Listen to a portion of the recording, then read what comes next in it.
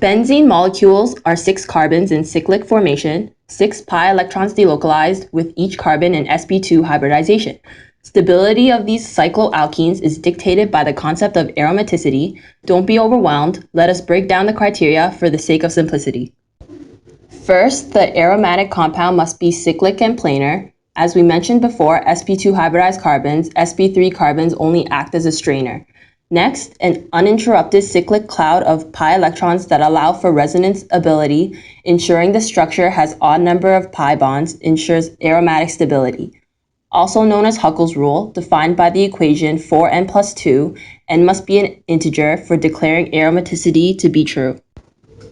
If an even number of pi bonds exists, it's not a problem. The compound is anti-aromatic with its relative stability ranking at the bottom. Defined by the equation 4n, where n is an integer, another addition to Huckel's rule that should be remembered in particular. If any of these rules are not satisfied, the structure is non-aromatic. Make sure you memorize these conditions or the final exam may be problematic. Benzene is a poor nucleophile and weak base, both important properties dictating reactions. Electrophilic aromatic substitution, where hydrogen atom is replaced by an electrophile attraction. Bromine can't be added directly onto the benzene, he'll need an assist. You add the halogen with some FeBr3 who acts as the perfect catalyst. The process of chlorination takes place in a very similar manner. Use some FeCl3 with some chlorine and collect your chlorobenzene in an Erlenmeyer.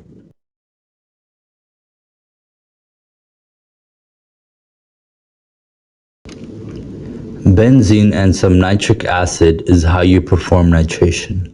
But don't forget the heat and sulfuric acid or you'll end up with some other creation.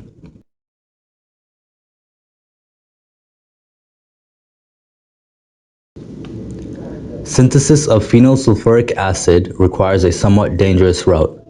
You add sulfur trioxide with fuming sulfuric acid and the desired products come right out.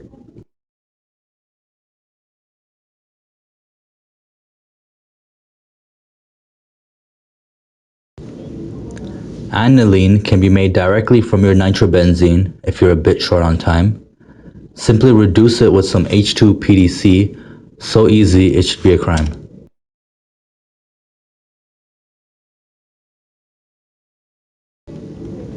From there, add some NaNO2 and hydrochloric acid at 0 degrees. You'll find a product ready to react in nearly anything you could possibly need.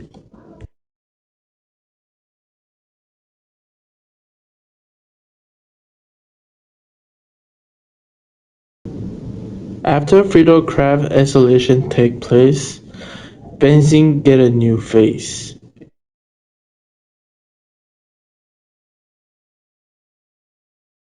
Injection of acyl chloride, aromatic, no way to hide. Carbonyl being annoying, hydrocell come in handy. It takes so long, convert ketone back to groups of carbon.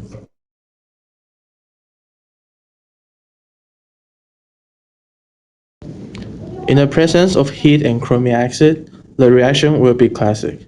Everything becomes benzoic acid. Sick of ketone besides benzene, why not turn that into something amazing?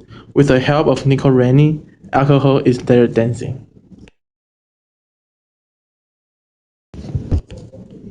The most beautiful thing, nothing but possessing alkene. Put alcohol into a sulfur oxide machine, it will definitely do the trick.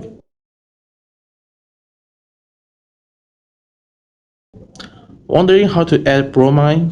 Advice from a friend of mine. Using HBr peroxide, alkane already left behind.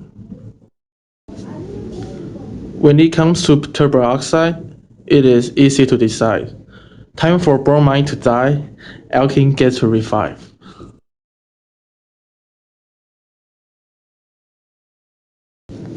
If you have a nitrile on your ring, then you can do more than one thing. Copper bromine, which appears green, will remove your nitrile and add bromine to your benzene. Copper chloride will do the same thing, but chlorine would be attached to the ring. Cuprocin, yellowish in nature, will kick off your nitrile and add cyanide to your nomenclature. A ring with nitrile and a dash of acid won't turn your reaction rancid. The nitrile leaves a phenol in the limelight with no benzyl alcohols seen in sight. Adding Ki will cause iodination and remove the nitrile with much elation. Hypophosphorus acid will burn through a lot, but your nitrile will be gone and your ring will be surrounded with H+. Rewind to cyanide in the past, then add some hydrogens times 2 and rain nickel without being asked. It removes cyanide from the scene to create a primary amine. Some reactions would require heat, so open up that organic chemistry textbook to study this feat.